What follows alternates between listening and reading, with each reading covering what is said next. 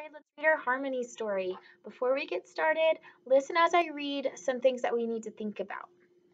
Have you ever wanted to share your ideas, but felt like it was hard to speak up?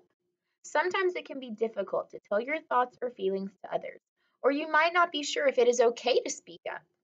Everyone has important things to say and share. As long as you are speaking kindly, it's okay to speak up. In this story, a child feels uncomfortable speaking up to share her ideas with her friends. But when she finally does, her ideas are really helpful to them. As you listen to the story, pay attention to times it would be helpful if a character spoke up. So, listen as I read The Sailboat. It was a warm and sunny morning, and a soft breeze rustled the leaves of the trees. As Kim, Annie, and Gabriel walked through the park to the treehouse, they wondered what to do that day. They stopped at the lake, where some kids were having a toy sailboat race. They watched the boats drift gently across the lake in the breeze. Kim remembered the model boat that her and her grandfather had given her one year for her birthday, and how it had taken them a whole afternoon to build it together. Suddenly, Annie pointed up the hill towards the community center. "Check it out," she said excitedly. Huge boxes were piled behind the back door of the community center. The kids ran over to explore.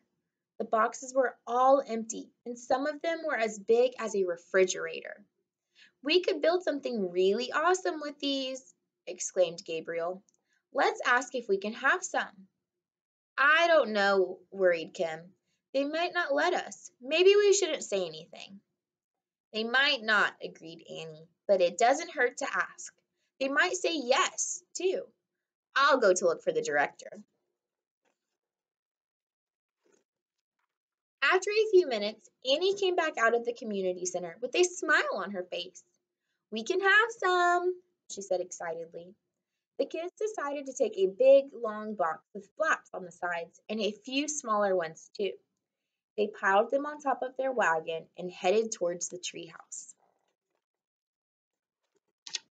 "Maybe we can make the boxes into a robot," suggested Annie. "It would be a big robot," said Gabriel. "But then we couldn't really do anything else with it." Kim looked at the box and thought that it might make a cool sailboat, just like the ones they had seen at the lake. But she wasn't sure if her friends would like that idea, so she didn't say anything. Gabriel looked at the pile of boxes and scratched his head. "Maybe we could stand the big one up and turn it into a rocket ship?" Annie shook her head. "I don't think we would all fit inside at the same time." They thought of a few more things, like a tunnel or a fort, but nothing sounded like that much fun.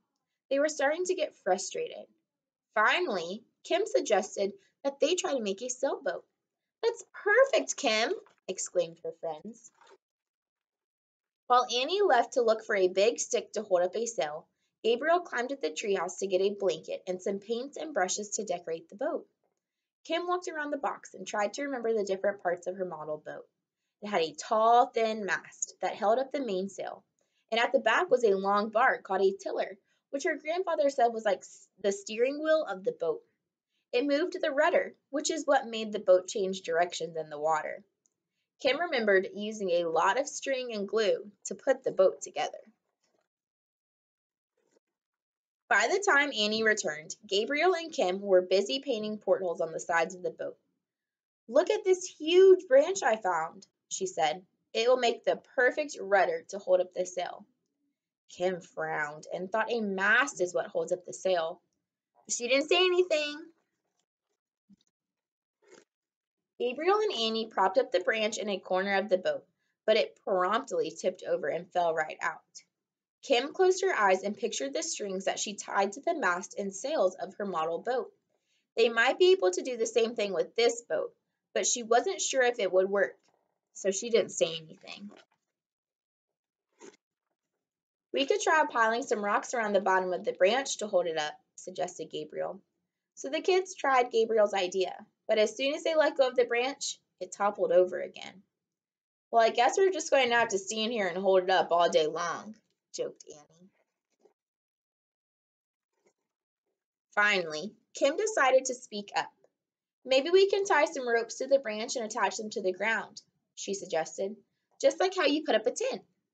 That might work, agreed Gabriel, but we can't tie ropes to the ground. Kim nodded and pointed to the rocks they had gathered. We can put those on the ends of the ropes to keep them in place.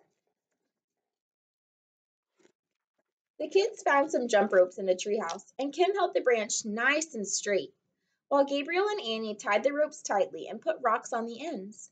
We did it, said Annie. The rudder isn't going anywhere now. Actually, Kim said kindly, that's called the mast. The rudder is on the back of the boat to help it move. The kids were excited to find out that Kim knew about building sailboats, and they had many questions for her. Working together, they were able to make their sailboat even better. As they were finishing, a strong breeze began to blow, lifting the sail high into the air. Kim climbed into the sailboat, calling, "Ahoy, mateys!" Annie and Gabriel laughed and joined her in the boat, and the three friends spent the rest of the day on a sailing adventure. Remember, it's okay to speak up. Just make sure you're doing it in a kind manner. I'll see you guys later.